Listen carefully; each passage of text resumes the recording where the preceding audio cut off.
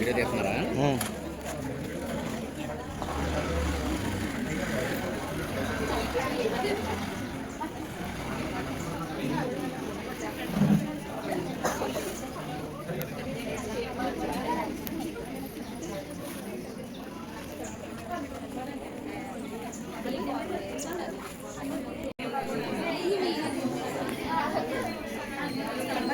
చూపించమ్మా ఎంతవరకు వచ్చింది.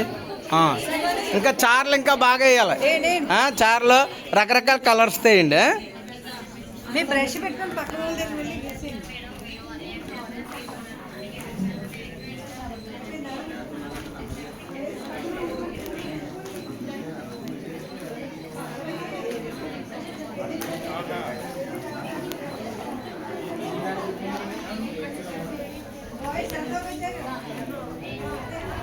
ఈ కలర్స్ ఇవ్వలేదమ్మా మీకు? చెప్తాను నేను.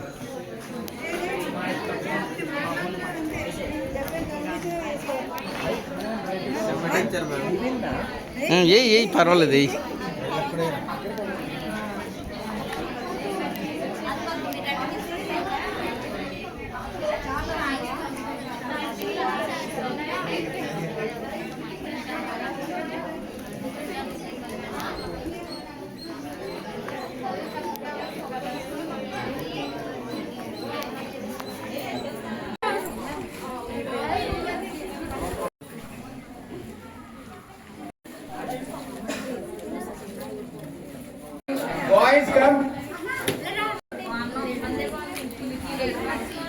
ఇలాంటి దాన్ని తింటే నాకే పాపం కలుగుతుంది. అందుకే వెళ్ళి నీ లేకతోటతో ఆనందంగా బ్రతుకు. ధన్యుణ్ణి మహారాజా, ధన్యుణ్ణి, కృతజ్ఞతలు అని. ఏంటి ఈ అడవిలో అసలు నాకు ఆహారం దొరకడం లేదు. ఏంటో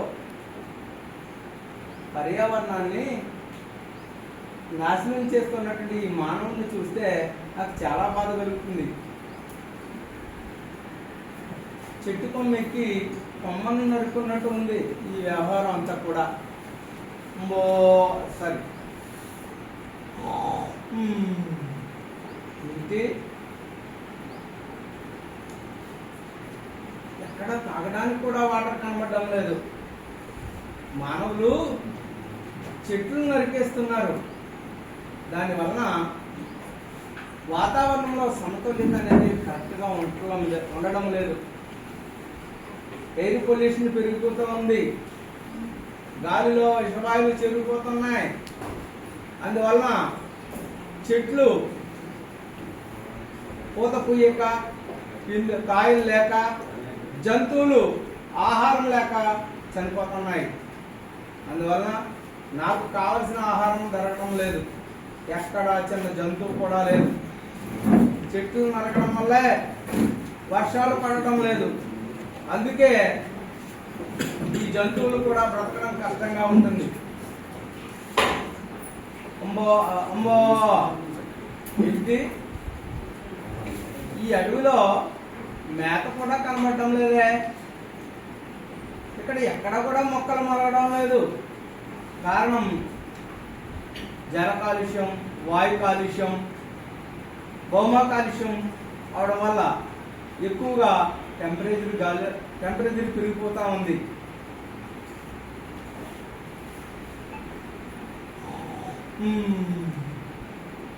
అందుకే నాకు తాగడానికి నీరు కానీ ఏమీ లేక నేను ఎక్కడో మహారాష్ట్రలో ఉన్నటువంటి నేను మండపేట వరకు వచ్చేసాను.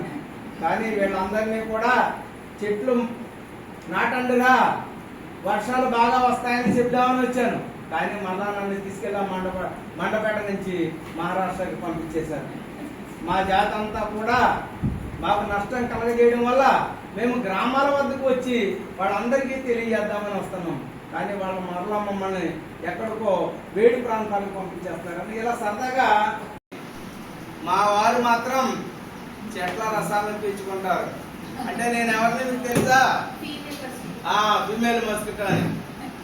మరి నేను ఎక్కువగా నీరు ఎక్కడైతే నిలకడగా ఉంటుందో ఆ ప్రదేశంలోనే నేను ఎక్కువగా గుడ్లు పెట్టి నా సంతానాన్ని అభివృద్ధి చేసుకుంటాను. మీకు ఒక డౌట్ వస్తుంది, మా వారి చెట్ల రసాన్ని పీల్చుకుంటున్నారు కానీ నేనే రక్తాన్ని ఎందుకు పీల్చుకుంటున్నానో తెలుసా? నేను పీల్చుకున్నటువంటి రక్తంలో హిమోగ్లోబిన్ అనే ప్రోటీన్ ఉంటుంది. ఆ ప్రోటీను నాలో గుడ్లు పెట్టడానికి కావలసిన శక్తిని ఇస్తుంది. అందుకే నేను మీ రక్తాన్ని తాగుతూ ఉన్నాను. మరి మీరు నన్ను చంపుదామని చాలా ప్రయత్నాలు చేస్తున్నారు కానీ నేను చావను. ఎందుకో తెలుసా?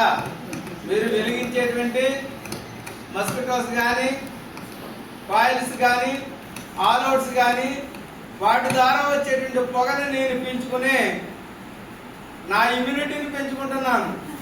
కానీ మీరు ఆ పొగను పీల్చుకుని మీ ఆరోగ్యాన్ని పాడు చేసుకుంటున్నారు సుమి. ఎందుకంటే మీ ఆరోగ్యం మీ చేతుల్లో ఉంది.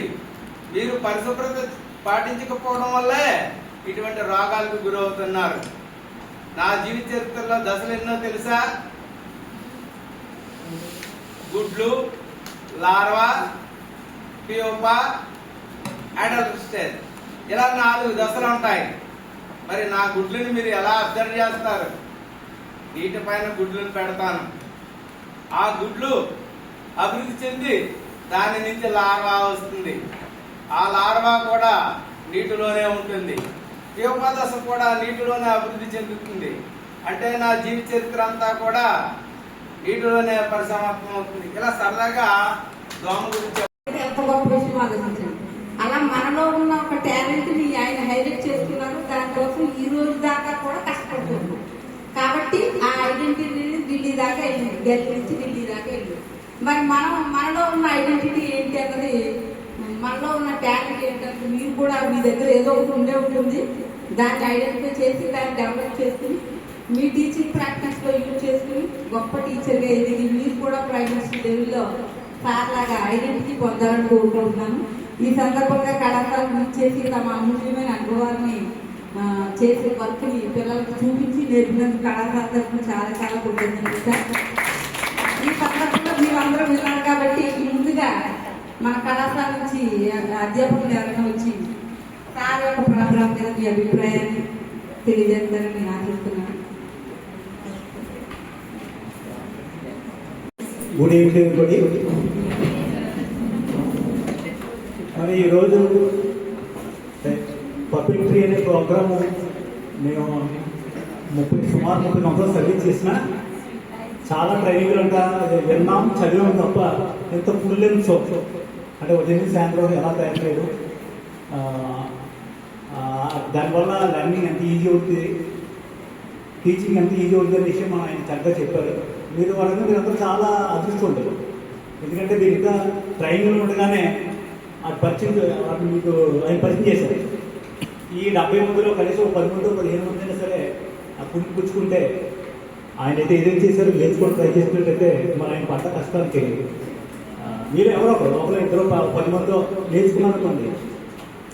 లెర్నింగ్ పిల్లలు మన దగ్గర రావాలి, మన లెర్నింగ్ సెక్స్ ఎవరికి ఏంటి, లెర్నింగ్ ఎలా ఉండాలి, జాయ్ఫుల్ ఉండాలి.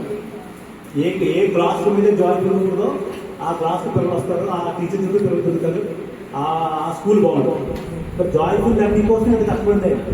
అదే పాఠాన్ని వాళ్ళకి చెప్పచ్చు, లేకపోతే టీవీలో చూపించు ఏది చూపించలేదు తప్ప ఎట్లాగా ఇంత మనోరంజనంగా పిల్లలకు ఆకట్టుకునే విధంగా ఇంత లైవ్లీగా మనం చేయగలిగితే ఆయన ఎలాగైతే ఎంత స్థాయికి వెళ్ళారో మీరు కూడా అదే స్థాయి అనుకునే మీరు ఉంటుంది. ఓ రకంగా మీరు అందరూ అదృష్టపడతారు. ఇంకా ట్రైనింగ్లో ఉండగానే సెకండరీలో ఉండగానే ఇలాంటి అనుభవాన్ని పొందగలిగారు. మీరందరూ కూడా ఈ కార్యక్రమాన్ని అరేంజ్ చేసినటువంటి గోవిందరాజు గారికి, అలాగే ఇది అరేంజ్ చేసినట్టు మన కళాశాల సెక్రటరీకి, అలాగే మన ప్రిన్సిపల్ గారికి అందరూ కూడా మీరు రుణపడి ఉండాలి. నాకు ఈ అవకాశం ఇచ్చినందుకు మీ అందరూ కూడా ధన్యవాదాలు. Thank you. సార్ మేడం, అలాగే నాతో వచ్చే ఉపాధ్యాయులందరికీ కూడా గుడ్ ఈవినింగ్. అలాగే ఈ రోజు మనం అందరం ఇక్కడ ఏర్పాటు అవ్వడానికి కారణమైనటువంటి సందర్భం ఏంటంటే, ఇక్కడ మనందరికీ పప్పెట్ షో గురించి మన కోసం ఎక్కడి నుంచో వచ్చారు. ఆయన కూడా నా నమస్కారాలు తెలియజేసుకుంటున్నాను. ఆయన ఈ స్టేజ్ లో ఇప్పుడు అవి చూపిస్తుంటే నాకైతే, మీకు అందరికీ ఎలా అనిపించిందో నాకైతే తెలియదు, కానీ అవి చూస్తూ మనం ఎంజాయ్ చేసాం. కానీ ఆ తెర వెనకాల ఆయన ఆ చేతులను ఆడించేటప్పుడు నాకైతే నిజంగా బాధ అనిపించింది. ఎందుకంటే మనల్ని ఎంటర్టైన్ చేయడానికి ఆయన కష్టపడ్డారు కాబట్టే మనం ఎంటర్టైన్ అయ్యాం. లేకపోతే మనం చేతులు అయితే చూపించి ఎలా ఆడించినా అది ఆడించే విధానం అవన్నీ ఉండడం బట్టే మనం అవన్నీ చూసి నవ్వుకోగలిగాం. కాబట్టి రాబోయే కాలంలో విద్య చాలా కష్టంగా ఉంటుందని ఇప్పటికీ ఈ ఉపాధ్యాయులందరూ కూడా వాళ్ళు ఎంతో కష్టపడుతున్నారు. మన వయసులో విద్య వేరే, రేపటి కాలంలో విద్య వేరే. కాబట్టి మనమందరం కూడా ఈ శుభ ద్వారా నేర్చుకున్న దాన్ని మనం అందరం గుర్తించుకొని రాబోయే రోజుల్లో కాబోయే టీచర్లంగా మనం అందరం కూడా కష్టపడాలనేసి ఈ సభ ద్వారా మీ అందరికీ తెలియజేస్తున్నాను. మరి ఇంకా సార్ మనకి చాలా చూపించారు. అంటే పప్పెట్రీ షో అంటే మనం ఏదో అనుకుంటాం అంతే, కానీ దానిలో తయారీ విధానం ఏంటి, అవి యూజ్ అయ్యే విధానం ఏంటి కూడా నాకైతే చాలా బాగా నచ్చింది. మరొకసారి సార్కి ధన్యవాదాలు తెలుపుకుంటూ ఈ అవకాశం ఇచ్చినందుకు థ్యాంక్స్ చెప్పుకుంటున్నాను. అలాగే ఇప్పుడు మనకి ఇంత దిగ్విజయంగా ఈ కార్యక్రమం జరగడానికి తన ప్రదర్శనను అలాగే ఏ విధంగా తయారు చేయాలనేది మనం నేర్పించినటువంటి గౌరవనీయులైన శ్రీ పి గోవిందరాజు గారిని స్టేజ్ మీద రావాల్సిందిగా కోరుతున్నాం. ఆయనకి మా తరఫున మా కళాశాల ప్రిన్సిపాల్ గారు అలాగే స్టాఫ్ విద్యార్థి తరఫున చిరు సత్కారం పొందాలని మేము కోరుకుంటున్నాం.